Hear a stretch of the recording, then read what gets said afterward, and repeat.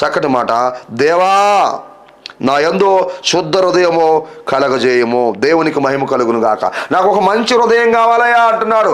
ఒకటి అతిక్రమాలు తుడిచేయమన్నాడు. రెండోది నాకు ఒక మంచి హృదయం కావాలయ్యా.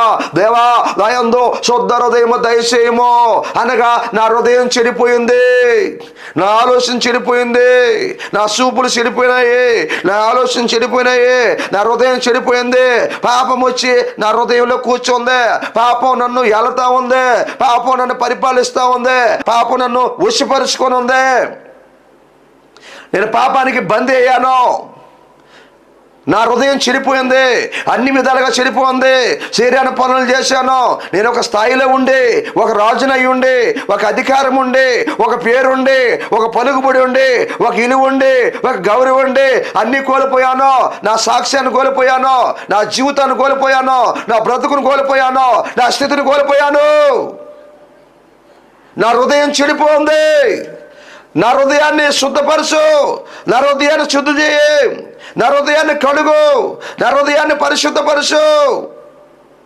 నా హృదయము మలినమైపోయింది, నా హృదయంలో పాపం గూడు కట్టుకోంది, నా హృదయం అంతా కూడా పాపం చేత నిండిపోయింది, నా హృదయం నన్ను మోసం చేసింది, ఇది ఘోరమైన వ్యాధి కలిగింది, ఇది ఘోరమైన జబ్బు కలిగింది.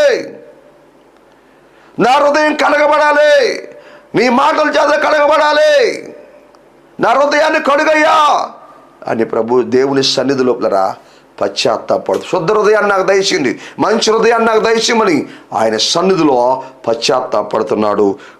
నేను నష్టపోయానయ్యా, నేను పడిపోయానయ్యా, నేను తొలగిపోయానయ్యా, నేను జారిపోయానయ్యా, నా సాక్ష్యము చెడిపోయిందయ్యా, అయ్యా ఈరోజు నేను అవమానంలో ఉన్నాను ప్రభా ఆయన దేవుని సదులో పశ్చాత్తాపడుతున్నాడు. ఈ వాక్యం వింటున్న దేవుని బిడ్డ, ఒకప్పుడు నువ్వు కూడా మంచి సాక్ష్యం కలిగి ఉన్నావేమో, కుటుంబంలో మంచి సాక్ష్యము, సంఘంలో మంచి సాక్ష్యము, గ్రామంలో మంచి సాక్ష్యము, ఇరుగు పొరుగు వారి దగ్గర మంచి సాక్ష్యము, సమాజంలో మంచి సాక్ష్యము, బంధువుల్లో మంచి సాక్ష్యాన్ని కలిగి ఉండి ఈరోజు కూడా ఒకవేళ నీ సాక్ష్యం దెబ్బతినిందేమో, ప్రభు నిన్ను పిలుస్తున్నాడు, నీకు ఇలిపిస్తాడు, నీ జీవితాన్ని మారుస్తాడు, నీ బతుకుని మారుస్తాడు.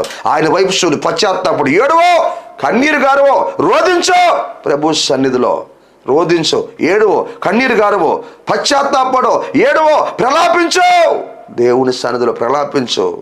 ప్రలాపించేవాళ్ళంటే ఆయనకు సంతోషం, ఏడ్చేవాళ్ళంటే సంతోషం, పాపాలు ఒప్పుకునేవాళ్ళంటే సంతోషము, క్షమాపణ అడిగేవాళ్ళంటే ఆయనకు సంతోషము, తగ్గింపు కలిగిన వాళ్ళంటే ఆయనకు సంతోషము. ఎన్ని పాపాలు ఉన్నాయి మనలో నిద్రలేసిన మొదలుకొని, వాటన్నిటి నిమిత్తం ఏం చేయాలి? పశ్చాత్తాపడుతూ ఎప్పటికప్పుడు కడుక్కుంటూ రావాలి, ఎప్పటికప్పుడు శుద్ధి చేసుకుంటూ రావాలి, ఎప్పటికప్పుడు సరి చేసుకుంటూ రావాలి, ఎప్పుడు